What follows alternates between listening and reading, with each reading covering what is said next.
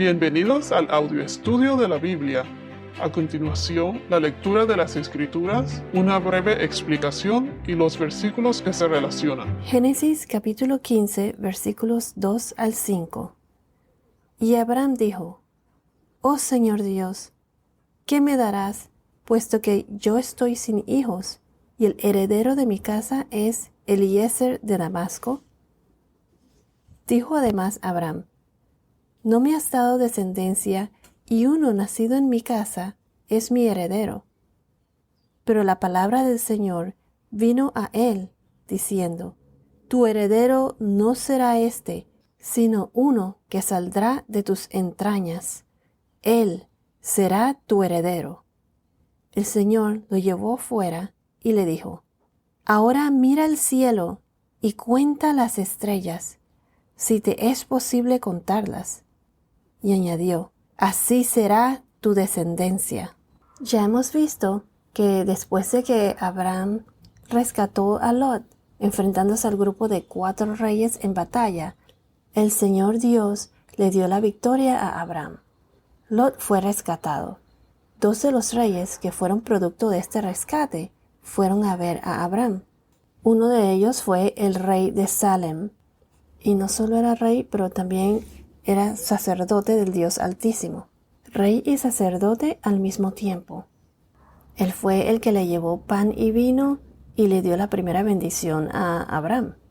Este fue Melquisedec, que se compara como una figura o un tipo de Jesús, para enseñarnos que Jesús es el único Rey de Reyes y también sacerdote del Dios Altísimo, que también trajo pan y vino, por ejemplo, a los apóstoles en la última cena.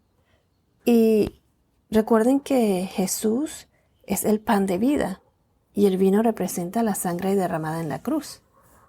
¿Y bajo qué orden Jesús es Rey y sacerdote altísimo? Bajo la orden de Melquisedec. La orden del sacerdocio de los levitas todavía no existía. Y no existían todavía porque estos salen de la descendencia de Abraham, la orden de los levitas. Entonces, no se sabe de dónde vino Melquisedec, sus raíces, descendencia, y la Biblia no dice tampoco de su muerte. Es un misterio. Pero esta historia nos da como una visión de Jesús el Salvador, que se menciona de esta manera en el Antiguo Testamento, y que vendría, como lo aparece en el Nuevo Testamento, para salvarnos de nuestros pecados y poder así ser adoptados en el reino de Dios, ser parte de su nuevo reino, un reino eterno, la Nueva Jerusalén, que Jesús está preparando para nosotros. ¿Y qué hizo Abraham?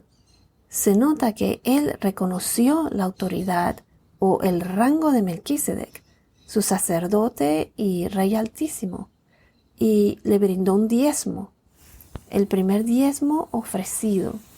Y esto es mucho antes de que el diezmo se estableciera en el libro de Levítico, en donde se menciona todas las leyes de Moisés. Entonces, el otro rey que visitó a Abraham fue el rey de Sodoma, producto del rescate de Lot. ¿Y qué fue lo que él le pidió a Abraham? Se opina que aquí el rey de Sodoma era como una figura de Satanás. Porque, ¿qué fue lo que él le pidió a Abraham? Le pidió que le diera a las personas, como quien dice el alma, pues, el alma de los hombres, que le diera a las personas a cambio de bienes. O sea que le daría a Abraham cosas materiales, bienes, riquezas, a cambio de las personas. El rey de Sodoma claramente dijo: dame a las personas. Y entonces, ¿qué le contestó a Abraham? Abraham dijo que no. Él no quiso aceptar nada del rey de Sodoma. Todo lo que Abraham tuvo y tendría iba a provenir de la providencia de Dios. Abraham tuvo fe y confió en el Señor, como que se entregó al Señor, pues. Y entonces, a raíz de esto, el Señor fue a Abraham y se le apareció en visión. Y discutimos en los podcasts anteriores cómo Dios se manifiesta en diferentes maneras. Entonces, ¿qué pasó? Dios le dijo a Abraham: no temas. Además le dijo: yo soy un escudo para ti. Como quien dice: yo soy tu protector. Se dice que esta fue la primera mención con él identificarse como yo soy. Esto lo veremos más adelante cuando estudiemos a Moisés, que Dios se le aparece también en visión y se identifica como yo soy el que soy. Esto fue en Éxodo capítulo 3, versículos 14 y 16, por si acaso lo quieren leer. Y hablé un poco de que debemos vestirnos con la armadura de Dios, que aparece en Efesios 6, capítulo 6, versículos 10 al 18. Efesios 6, 10 al 18. Dijimos también que el escudo es parte de esa armadura que nos ayuda a protegernos en contra de las flechas de fuego del diablo, de Satanás. O sea, los dardos de fuego de los ataques, las tentaciones con las que Satanás nos ataca diariamente. Somos tentados diariamente, pero quiero aclarar que Satanás no es el que nos hace pecar.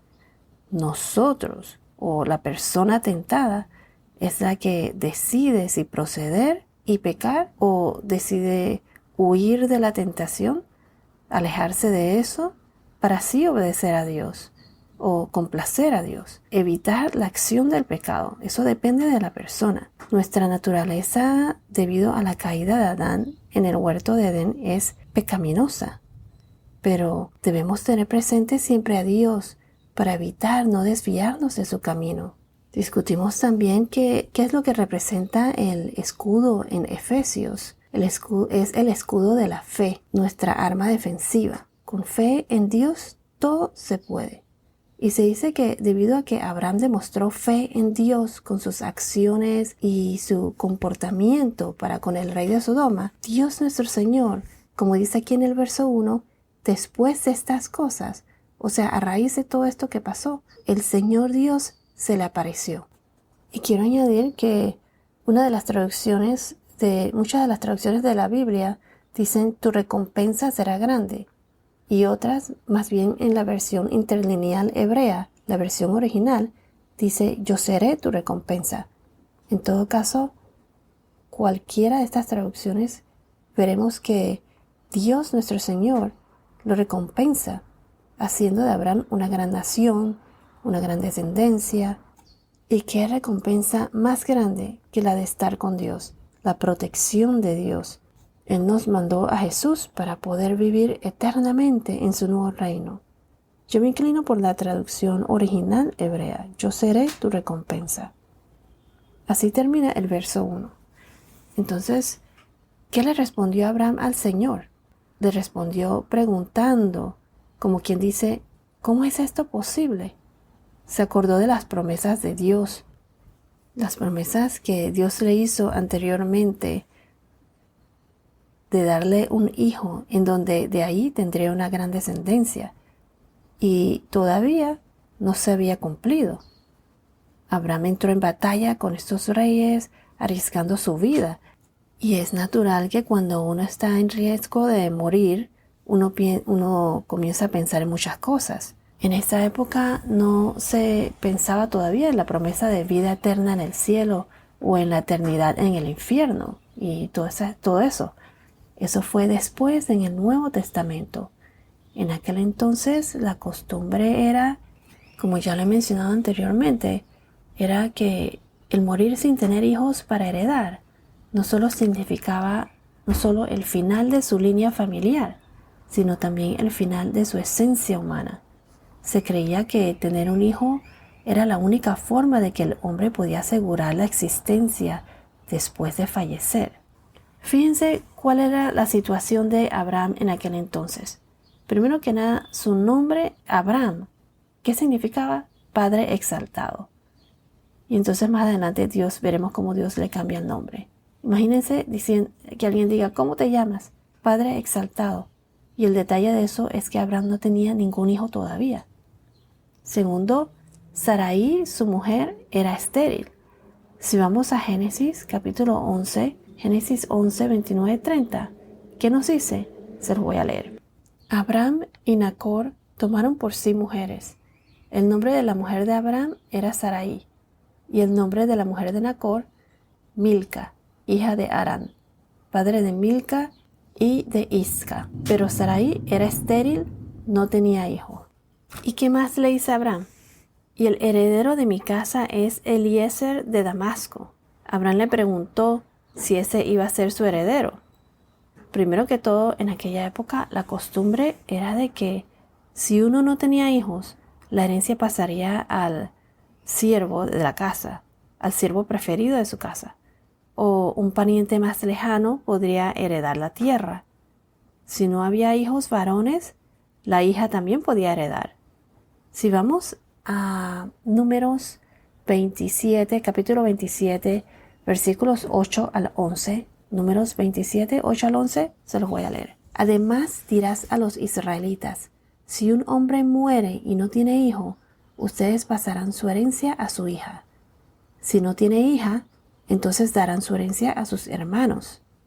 Si no tiene hermanos, entonces darán su herencia a los hermanos de su padre.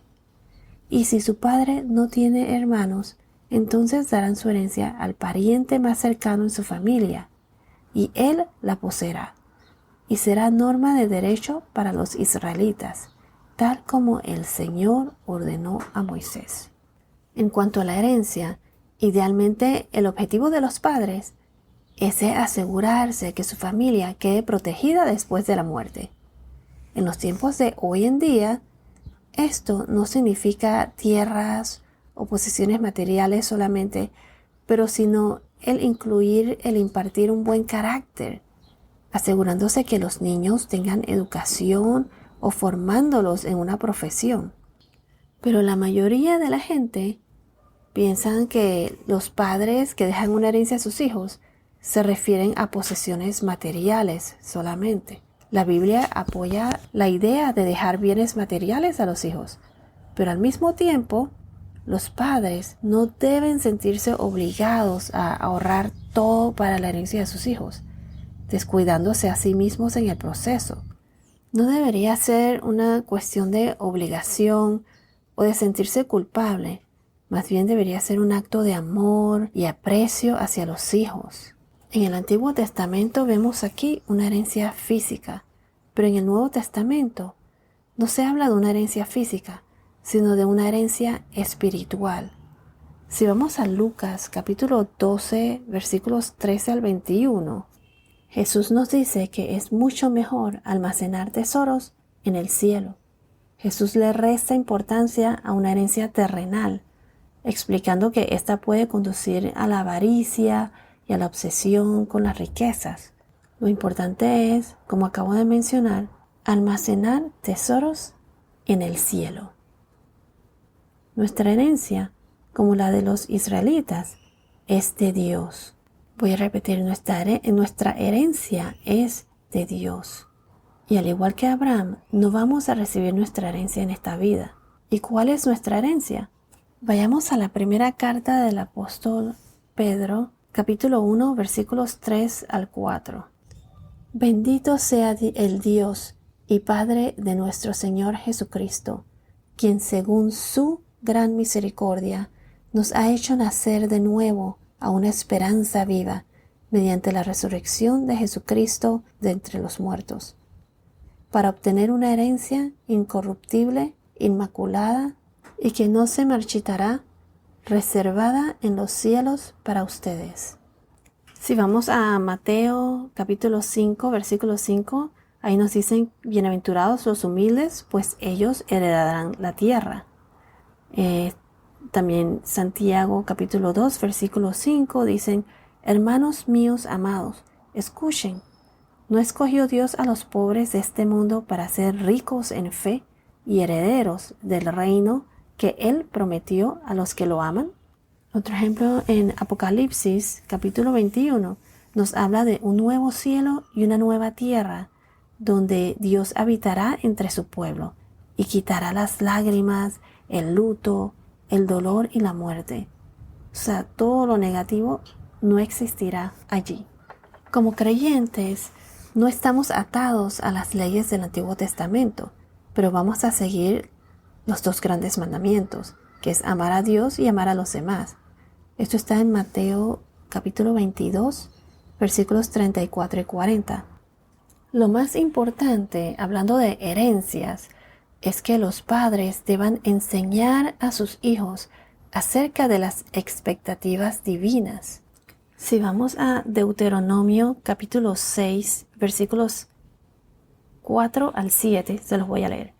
Escucha, oh Israel, el Señor es nuestro Dios, el Señor uno es.